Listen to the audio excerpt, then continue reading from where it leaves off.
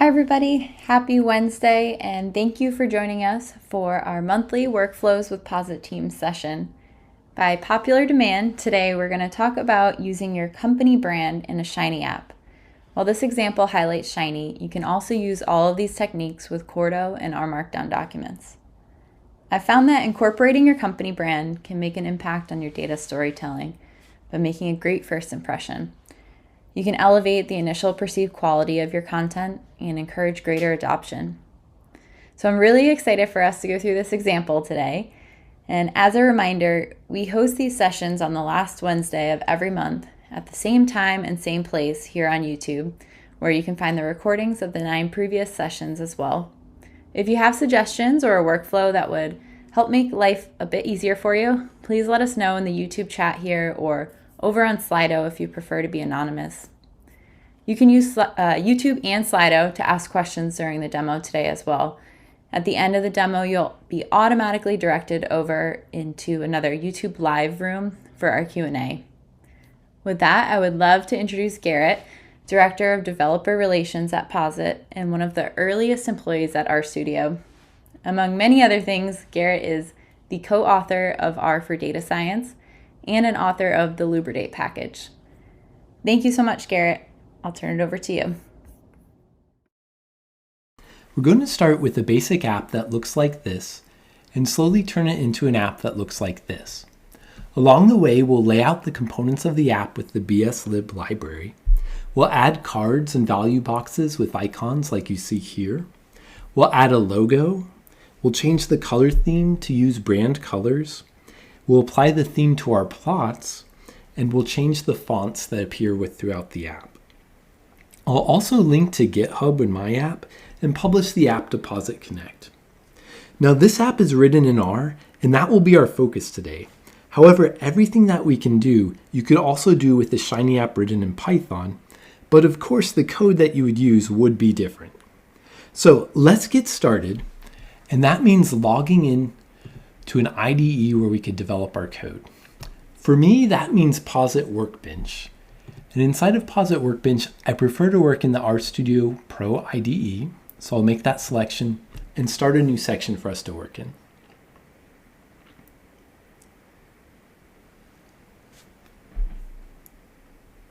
So Workbench launches, and here's the RStudio IDE. The next thing I need to do is get the code that contains my app. See, I've already been working on this app, not necessarily collaboratively, but I have prior art that I want to start with. And that code lives on GitHub in this public repo.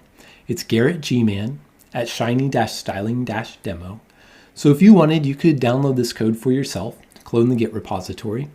And that's what I'm going to do. I'm going to clone it into my Workbench session. To do that, I'll copy the URL. I'll go back to RStudio, and I'll make a new project. When I make that project, I can choose to make it from a version control repo. In this case, it's a Git repo, and I paste in the GitHub repo. I also need to choose a directory name to clone that repo into in my local file structure. I'm going to choose Shiny Styling Demo. So I create that project. RStudio clones the repo, imports the code, refreshes the R session.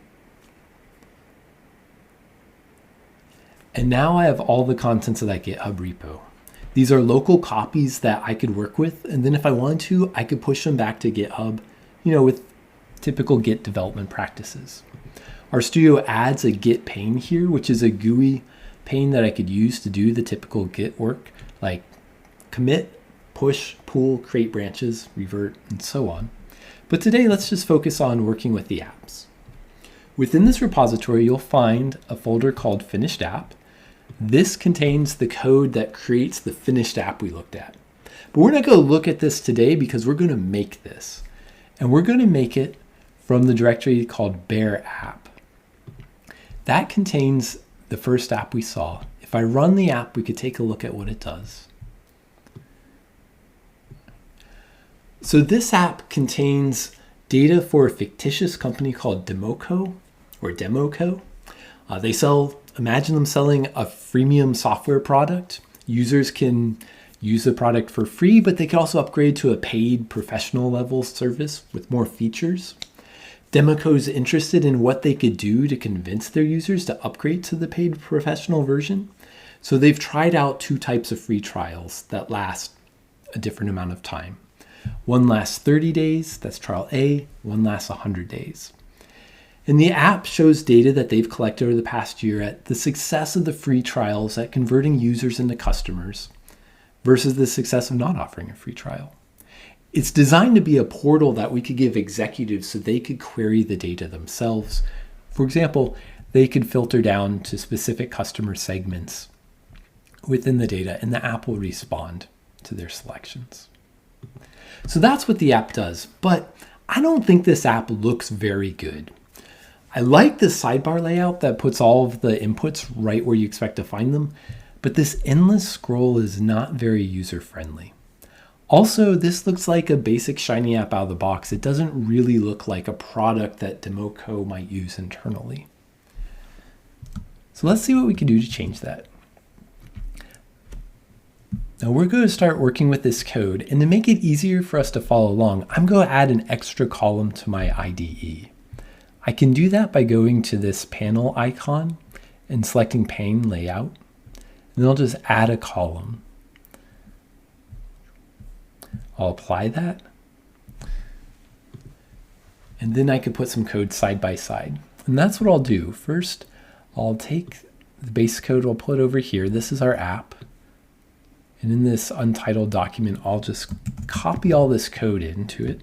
So no matter how far afield we go, we at least have some safe ground to return to. We could close the finished app. And we're not going to use these panes too often, so I'll minimize those just so we have some more screen real estate. I'm using a large font size, so not as much fits in here, but I'm hoping you'll be able to see the typing a little better. So we want to create a new UI. So out this goes. And let's just pause for a minute to reflect on what our strategy is going to be. First, we're going to give the app a new layout. Then we will add cards and value boxes. We'll see what those are as we add them. Next, we'll add a logo. Then we'll change the theme of the app. And we'll work with the colors in the app. And then finally, we will work with the fonts in the app. And then super finally, we'll publish the app. All right. So how do we do this? How do we change these components of a Shiny app? Well, there's one package in particular that we're going to use to do most of these tasks, and that package is called the BSLib package. So BSLib stands for Bootstrap Library, and Bootstrap is a very popular framework for CSS and HTML development, and every Shiny app is built on top of the Bootstrap framework. What BSLib does is it provides the most new and up-to-date Bootstrap features in an R package so our users can take advantage of those features. It works seamlessly with Shiny apps because it's developed by the Shiny team. It also works with R Markdown documents and even Cordo documents because those documents are also built upon Bootstrap. In fact, BSLib is so integrated into Shiny that it is imported by the Shiny package. So if you've installed the Shiny package, you already have it and you could start to use it in your app. And that's what I'll do here. I will tell the app that we're going to start using some functions that come from the BSLib package. Do that with library BSLib. And then the first functions we'll use will recreate the app page for us. Now I said that I really like the sidebar layout, and I meant it. And that's what I want to create, a page with a sidebar. Typically in Shiny, you might do that by calling fluid page, giving it a title panel, then you'll call sidebar layout and give that a sidebar panel and also a main panel, and you'll put your contents inside of there. BSLib provides a slightly more efficient way to create a sidebar app. So let's take a look. We'll use the function page sidebar, which comes in BSLib. It takes a title argument. We don't need to use the title panel helper. We could just pass the title straight to that argument. So I'll copy and paste that from over here. And next it takes a sidebar argument, and we use a helper function called sidebar with that argument. Whatever we put inside sidebar will appear in the sidebar. And I have this object called sidebar content. We'll look at it in a second, but it contains everything I want in the sidebar. And then finally, to use page sidebar, anything you want in the main panel, you just list as additional arguments outside of sidebar. So we put everything else here, literally. Now, if we run this app, we'll see what we get. So this is our sidebar app. And one thing I want you to notice right off the bat is the styling for this sidebar app is a little more modern, a little more up-to-date versus a typical shiny sidebar app. For example, we have a built-in widget to expand and close the sidebar. And you can see other styling differences as well.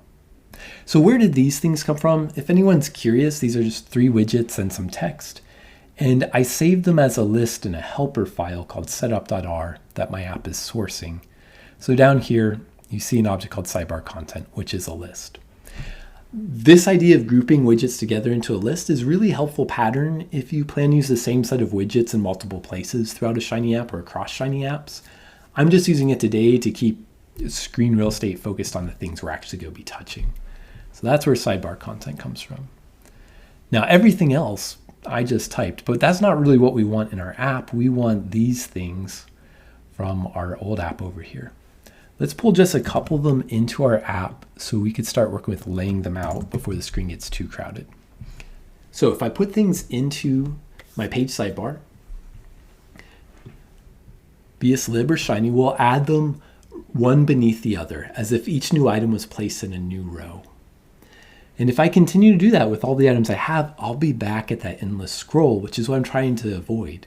Really what I want to do is place the items beside each other as if each new item was a new column. And there's a function in BSLib that allows me to do that. It's called layout columns. So let's add that here and see what happens. Call layout columns and you give it as much content as you want. Close the parentheses. And now if I run the app, those items are organized into columns.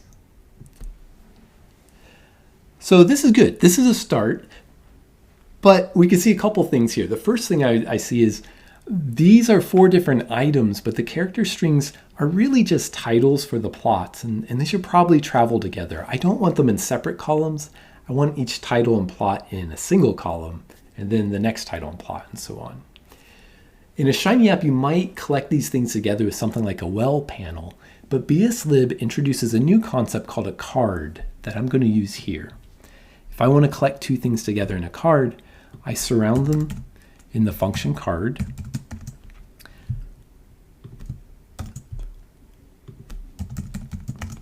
And then if I want the card to have a title or a header, I would wrap that in another function called card header.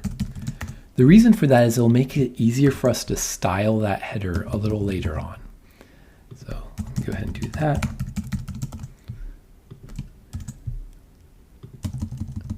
And then we could take a look at what we have.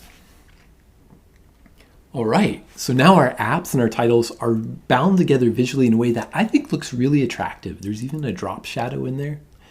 And we have our app starting to look like where we're headed to. The next thing I think I want to do is I want to change the width of these 2 plots. I think the line chart deserves more width than the bar chart. It'll just make it easier to see what's going on there. Maybe those dates won't be scrunched together. And so I'm going to try to make the line chart about twice as wide as the bar chart.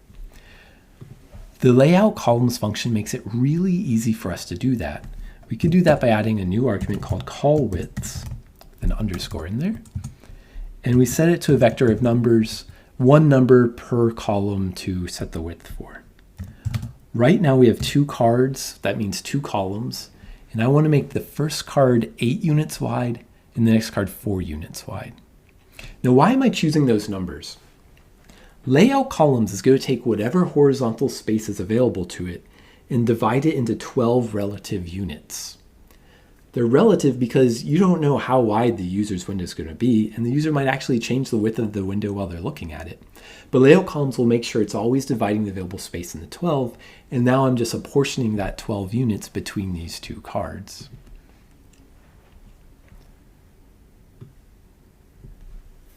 And here we go. I've created that that width that I like. But there's more cards to add to this app, and I want the extra cards to be on a new row below these cards. I could do that with the same layout columns function. Here's how it works.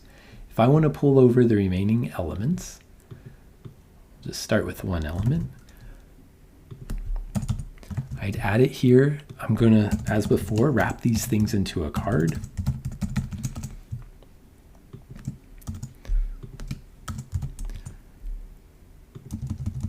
And then as before, I'm going to give this new card a width. Let's say we want this to be 4 units wide as well. Layout columns divides everything into 12 units. So if you ask for a width that exceeds the 12 units, layout columns will simply put it on a new row below the first. So this 4 unit wide card will spill over onto a second row. And this is how I create a grid of columns and rows. I just plan out the units and put things where I want them. I could even offset things in here. If you want negative space somewhere in your column or your row, just say how wide you want that space to be and then put a negative number in front of it. So I could insert 3 units of negative space here. I have 4 numbers now, only 3 cards. But that's because one of the numbers refers to empty space. And now when I make this app, provided it's wide enough, I see I've moved that recommended trial over. That gives me a lot of freedom. I don't really want to take advantage of that freedom today, but I wanted to show that to you. What I want to do now is pull in everything and make the final layout. Now, as before, I want to be careful to collect these items together where they belong together. So bear with me while I do that.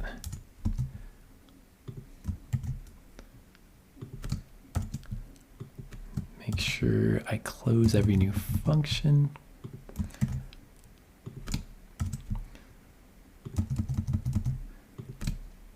All right, so I have some new cards, so I should apply some new widths here. Let's make every card except the last one 4 units wide. That will take us another 12 units, so that'll be a second row. And then the last card, I'll have span an entire row by itself. I'll make it 12 units wide. Uh-oh, it looks like I forgot a comma in this case. These are all arguments of layout's columns function, so we gotta have commas between each new one. And here we go. We have our app. Now I have all the widths the way I like them, but I don't have the heights the way I like them. I prefer to give a little more height to the charts. There's more visual information there. In this table, we could scroll within the card, so I don't mind compressing that a little bit. The way I affect the row heights is by adding a row heights argument to layout columns. So I have 3 rows. I want them to have relative units of 4, 1.5, and 3. Now, no matter what numbers I put in here, layout columns is going to use the entire vertical space. But by choosing 4, 1.5, and 3, I'm determining how wide those rows are relative to each other. And there we go. Now this is all laid out. But there is something I see here. I see a lost opportunity. Each of the cards in the center row only shows off one value. BSLib provides a new object called a value box that can really emphasize single values. And I'm not using it, but I would sure like to. So let's go back to our code. The way to use value box is to call the function value box from the BSLib library. And value box doesn't require a value header or anything like that. We just give it a title, and then we give it the content we want to appear in that value box. Let's make all 3 value boxes at the same time.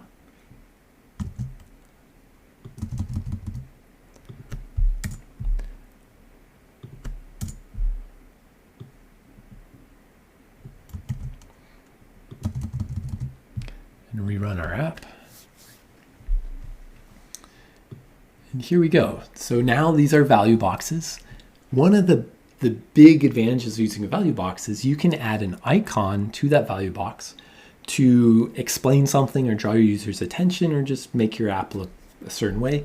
So I'm going to add icons to these value boxes. the value box function takes an argument called showcase, and showcase should be set to some sort of icon. Now, how do you write an icon in R? Well, there's a couple packages that can help you do that, like the Font Awesome package for Font Awesome icons, but I'm going to use the BS icons package, which contains bootstrap icons. There's about 5,000 icons that come with bootstrap. As I mentioned, we're using bootstrap all over, so I like the idea of just sticking with those icons. But if there's 5,000 icons, how do I know which ones I want to use? Well, for that, you might turn to Google or the web. I think this is the best website for searching through bootstrap icons. They're all here. You can see there's quite a few. And there's a search box at the top. So if I want an icon related to money, I might do this and see some things. This coin one catches my eye, and so on. I'll try to make sure this link ends up next to the video that you're watching. All right, so let's go back to our app. Let's make some icons. So I've loaded the package. Now, to pass an icon to showcase, I use this helper function called bs_icon, and I give it the name of my icon. So I looked through the icons before we met today, and I decided I'd like to use an icon called stars for this value box, which presents a recommendation. And I would like to use an icon called people-fill for this number of users. And finally, for this average spending, I want to use that coin icon we just looked at. Now I rerun the app, and if I give enough space, we have the icons. Not only that, they introduce some color into our app. This isn't the color I want to use at the end of the day, but anywhere you see color in your app, you can change the color later on to make it fit your theme. So this gives us something to work with.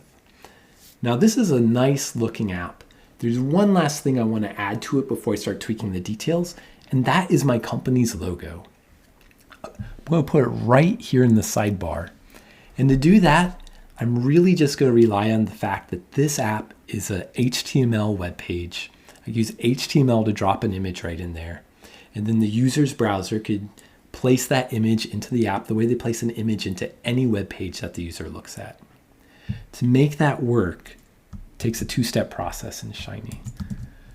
The first step is I have to get the image to the user's web browser. And in Shiny, you do that by supplying a www folder. This is a special folder in Shiny. Everything in the app directory is going to be passed to the server that serves your Shiny app. So the server, for example, will have access to all the helper functions, the data set that uses to build the plots and whatnot. But it's not going to be passed to your user's web browser. There's no reason to give the user that data. It causes security problems, maybe. It definitely makes the download time increase. It's just doesn't make sense, so it doesn't happen. But sometimes you do want to give something to the user's web browser, like a CSS file or an image in our case. And you could do that by putting it in a folder named www. I've put our logo here in this folder along with another file I'll talk about later. Here's the logo. It's just a PNG image. Anything in this www folder will be given to the user's web browser where it's available at the top level of their web page. All right, so that's step one. The users go get this image. But where should the browser put it? I have to tell the browser that.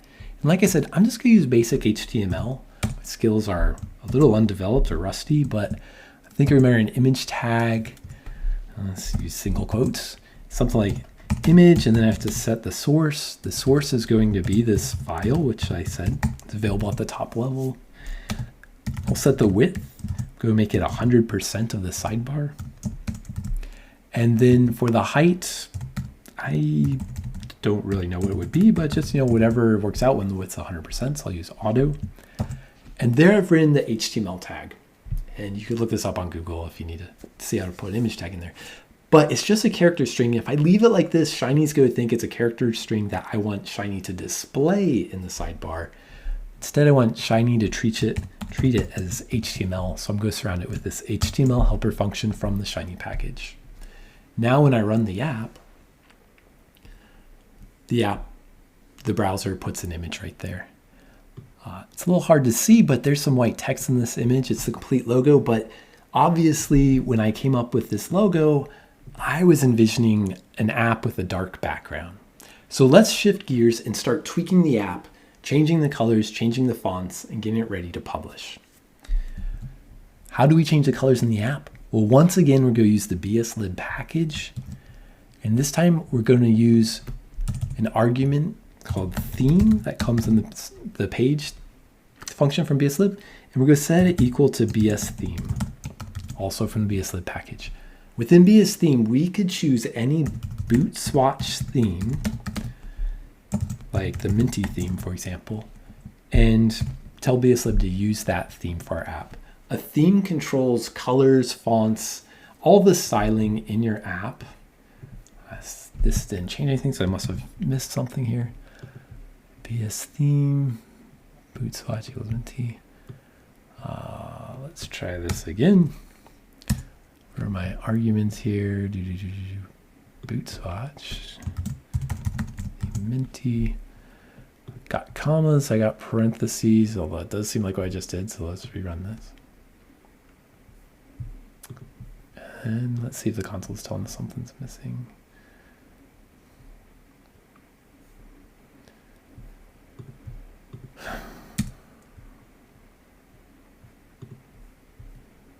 All right, well, I'll stop the app. I'm not sure what's going on here, but one thing that I can do is restart the R session. Sometimes when you're working with theming, there is some caching that happens in the browser and in other places, and restarting the R session will rule that out as a challenge. And here we go. So this is a new theme. It looks a little different. It's the Minty theme. I can even see some of my logo text here. However, this is not necessarily the theme that I want my app to have. It's just a demonstration that we could change everything all at once. And that's always a good way to start. Let's suppose we don't know any boot swatch themes. How do we choose the theme for us? Boot swatch comes with another terrific function called BS themer, and you can put it inside your server function. Then when you run your app will have a widget up here in the corner that allows you to try out different themes to see how it looks in your app. So for example, we could try out the superhero theme. Kind of nice, darker. We could try out any of these themes. These are all boot swatch themes that come with our app. This one might be good if we're wireframing something to have discussions about it. I like the darkly theme, and that's where I'm going to take this app. I'm going to start here. But I don't like it out of the box. I do want to change things in the theme, and I could do some of that right here with BS Themer. For example, I could change the foreground color to a color of my choosing.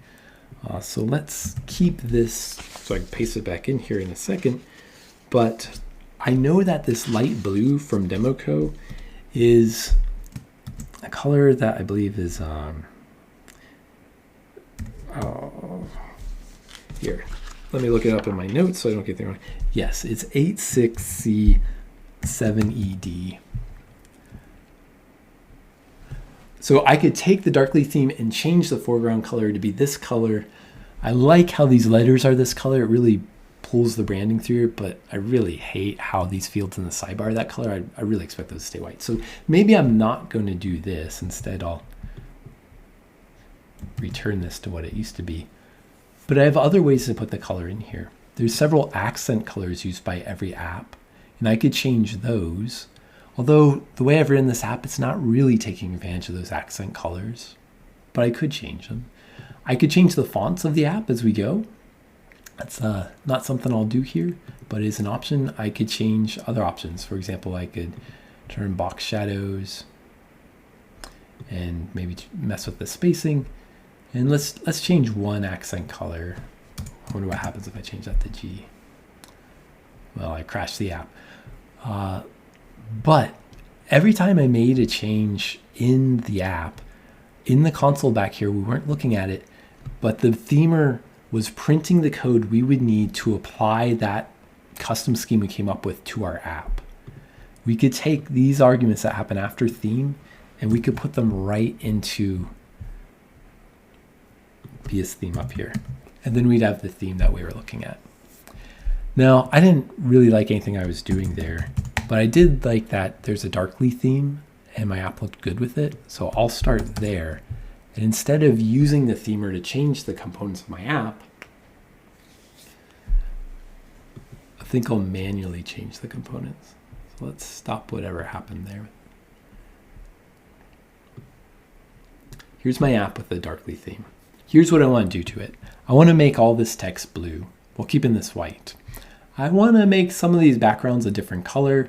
I want to change the fonts to reflect the fonts in the logo. Essentially, I want to touch everything in this app to make it a little different. And by doing that, we'll be able to survey together all our options for changing styling piece by piece inside our Shiny app. It sounds like a lot, but it's not. Let's get started. So the first thing we can do, the easiest thing, might be to change the background of the value boxes. Each value box takes a theme argument, and I could set that to a hard-coded color or even one of those colors that we were looking at before, like primary, secondary, success. These are all colors defined with each theme. And if I reload this app, I'll see that this value box has the success color. So now it's showing up in our app. The other value boxes, I'm going to make the secondary color. It's a shade of gray. It doesn't look very different from before, but to my eyes, it looks a little more inviting, a little warmer. There we go. We have the secondary color there. Now, I don't like this green color. It has nothing to do with my brand, but it does give me a method for changing this color here.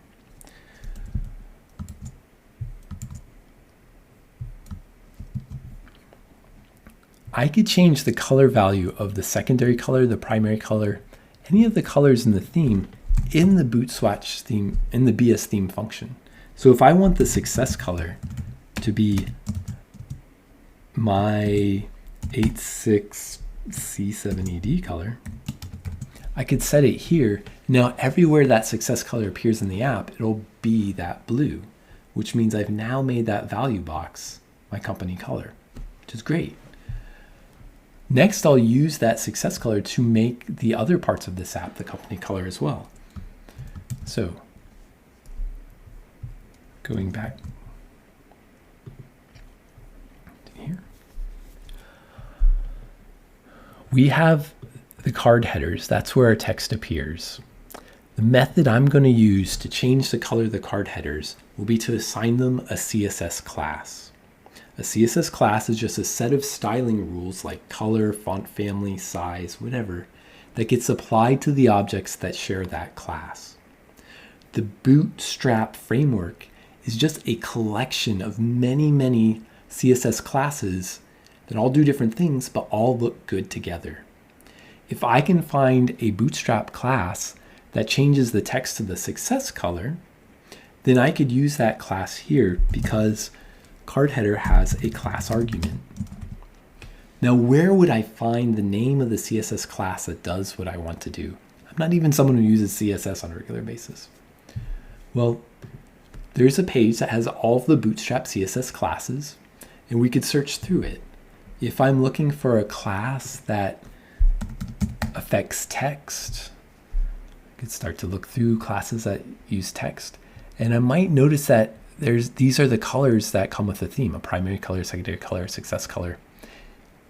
I could do some experimentation, and I discovered that text-success makes the text of any object you give this class the color that is the success color. If I want to use it, I don't need to pay attention to that dot. I could just take the name of the class and pass it to that class argument. So this would be text-success. And I could reuse that in any object whose text I want to be the color of success. I'll be all my card headers. Let's reload the app and see the effect. So now nothing's changed except the color of the text, and it's the success color. That's very good. The next piece of text that I want to, well, eventually I'll color this text too, but I'll use a different method to do that. I will use this class method to change the background of the sidebar. I would like the background to be like these backgrounds. And there's a Bootstrap class for doing that. And like everything else, the sidebar function takes a class argument. Through experimentation and induction, I figured out that the bootstrap class, CSS class that would make the background success would be that, but I don't want it to be blue. I want it to be the secondary color. So BG secondary will change that background color. So the class of this object comes with a styling rule that says its background is this color, the secondary color. It's looking pretty good. All right, now I have this text down here. Let's make that blue as well. I looked and I looked and I could not find a CSS class that would change this text. But the latest editions of Bootstrap have something beyond CSS classes that I could rely on, and those are variables. See what I mean about variables? Let's come over here to the BSLib page. Under the theming section, there's an article that lists all of the theming variables. All right, here's some variables. For each of these, there is a CSS class or multiple CSS classes that use these values. So there's some class that says, make the text this gray value, but it doesn't say hashtag F8, F9, FA. It says make it gray 100, and then gray 100 is a variable that contains the value to use. If I change the value contained in gray 100, then every class that uses gray 100 will be updated. And so my change will propagate, or dare we say cascade, through my app using this variable system. I think you could kind of imagine how it works if you realize that success, the success color, is a variable, as is primary, secondary, and so on. So when I change success, I changed all the places that use success to use that blue color. Now the question is, are there any variables that affect tables? Well, we could search for variables that affect tables. And one thing I noticed is there's a variable called table color. I wondered what color gets changed. It's probably not the background because there's a variable called table BG. And just by trying it out, I saw that it is the color of the text in the table. So if I want the color of the text in the table to be a different value, I'll just set this to a different value. And where do I set that? I set that in the BS theme function, just like when I change the success variable to be a different value.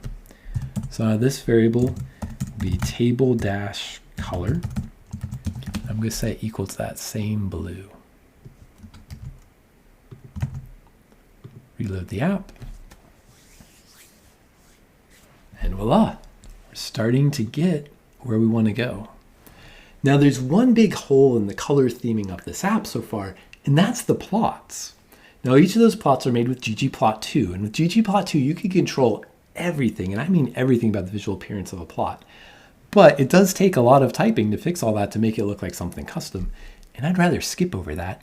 Luckily, I can. There is an amazingly magical way to make your plots match the rest of the app, and that is with a package called Thematic.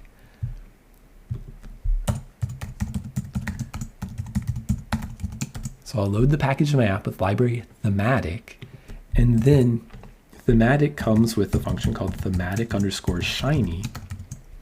When you add that to your app, every base R plot, every lattice plot, and every ggplot2 plot will automatically inherit the styling of the app that surrounds it. So let's give that a try. I'll reload the app.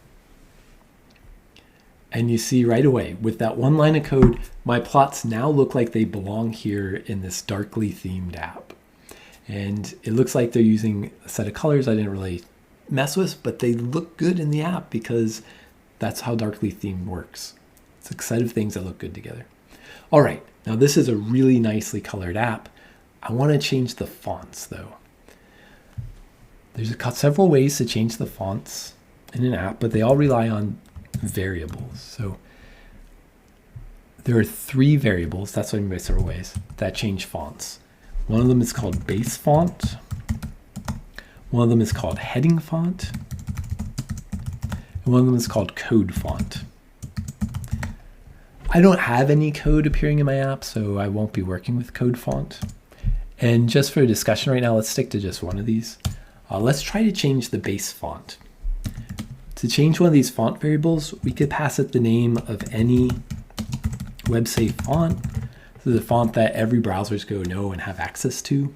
We could pass a single value here, or it could be a vector of several fonts. So you have backup fonts if for some reason one font doesn't work. I'll reload that app. We should be able to see that some text has become Times New Roman. It has. I definitely don't want to keep that, but I wanted to see that this works. But it's not going to work for me because I want to change the font to something that's not universally known. For example, I might want to change it to Pacifico, which is a Google font made available by Google. Not too hard to get, but it's not a web-safe font. So if I just ran this, the browser probably wouldn't know what Pacifico is. To pass that information to the browser, I could use the helper font Google. For any Google-based font, use font Google. If your user's browser does not have that font, font Google will download it and cache it for the user so they could use it to see your app. So here's Pacifico. Makes a big difference. It's also not the font we want to use at the end of the day, but the font we do want to use is called Lado. It is essentially the default font. Why are we going to use it? Because it's the font that appears in my logo. So this is Lado. It's the same font from the subtitle, Highly Flexible Solutions. Doesn't make a good example today because it is the default font, but this is how we'd swap that out. Next, let's swap the headings to use the Democo font.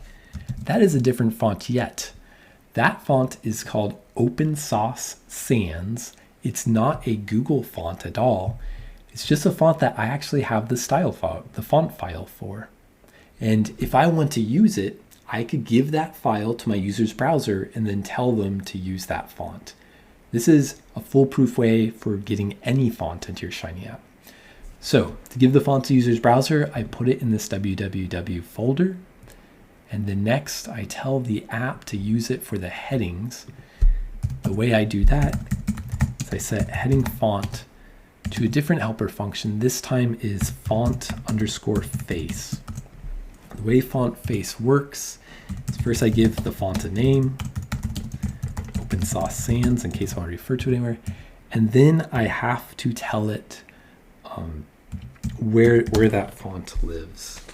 And this is a little tricky. It's something you might want to look up because you have to use CSS syntax here.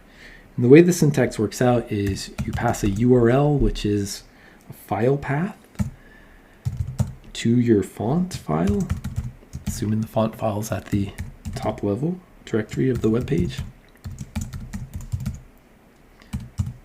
which is where it will be since I put in www folder. Hopefully I spelled that correctly. But it doesn't in there, you have to tell the CSS what the format of that file is. In our case, the format is true type. That's what the TTF means, true type font. And now, if I've done this right and have the right number parentheses, I can reload the app. And I don't see that working, so I either missed something or need to restart. URL Open Sauce Sans regular, Open Sauce Sans regular, TTF, format true type. Yeah, I didn't close this. So I had opened a quotation mark around this file path I didn't close. This time I closed it. And now we see that there's a legitimate change here in the header. It looks like the Democo logo. But oddly, these card headers don't follow that new font. You might not notice it, but I notice it. It's weird to me, but the card headers aren't considered header classes. I can make them header classes and then they would use the header font. And I will do that using a little bigger first, using the class arguments I already put in here. I can give each of these multiple classes with the same class argument. For example, if I gave it the H1 class as well as tech success, it'd be a H1 header. That's a first level header. That's actually really big. I don't want to do that. I want it to be maybe a 6th level header, H6. That'd make it the same size it is, but it'd technically be a header, so it would inherit the header font as well as inheriting the success text color. Let's give that a try.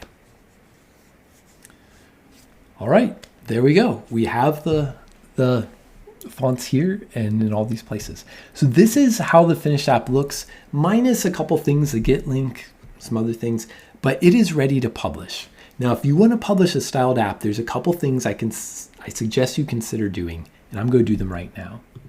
The first is we should hard code into here the version of Bootstrap that we're using. Bootstrap gets updated from time to time. This is always going to use the latest version of Bootstrap, but we wouldn't want to update to change the way our app looks. We might not like the change. So what we could do is we could find out what version of Bootstrap we're using today with the function version default, version 5, and then we could add that as an argument to BS theme. Now this will always use version 5 of Bootstrap to recreate the theme that we see here today with our eyes. The second thing I'm going to do is just something I do when I want to share the code for a Shiny app. That's definitely not always the case.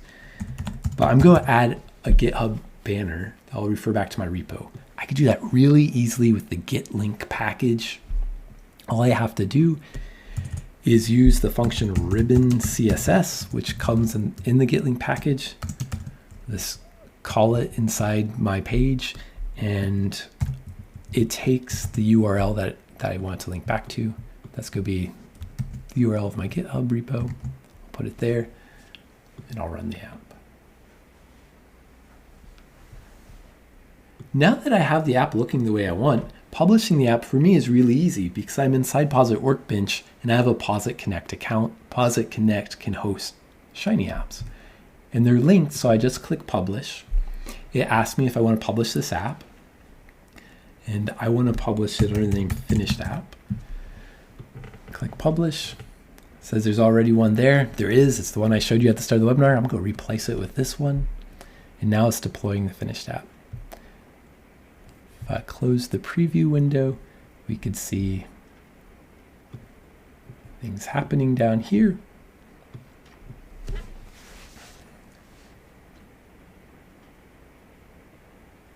And it's uploading everything that Posit Connect is going to need to serve and run this app. Tries to open up a pop-up window. So here we go. We can see the app. While it loads the app, I'll point out I have controls over here that as the app owner I could use to decide who can see the app. I could limit it to specific users. I'd add them here. They'd be people who have accounts on my Posit Connect. I don't really want to limit it. Anyone on my internet with Posit Connect can look at this one. I could also choose what URL I want the app to be at. Finished app works just fine for me, so I'll leave that the way it is. And then I could even choose what sort of resources, compute resources, I think this app needs to support it as multiple users visit it.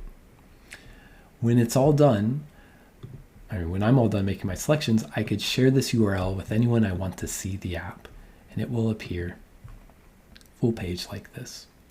So there we go. There's our published, styled, finished Shiny app. Thank you so much for sticking through this with me and learning so much about how to style your Shiny apps. The take-home messages are: use the BSLib package, use its excellent website, which you could find through Google, to learn all about the package. You could lay out your apps, create cards, create value cards. You could use classes, CSS classes, to change the appearance of your app. You could use CSS variables from the Bootstrap package. And you could also use themes from the Bootswatch package. If you have any questions, drop it in the comments and we'll try our best to answer them. Thank you. Thank you so much, Garrett, for the awesome demo and for sharing the code with all of us. YouTube should automatically push you over into the live Q&A room right now, but if for any reason it doesn't, it will be in the YouTube description below as well, and I'll put it in the chat. We'd love to have you join us for the Q&A, and as a reminder, you can use the YouTube chat or the Slido link on the screen right now for anonymous questions. Also, if you're curious to try Posit Workbench or Posit Connect, which you saw today, I've also included a link on the screen to let us know and chat with our team too. With that, let's go jump over to the Q&A. See you in a second.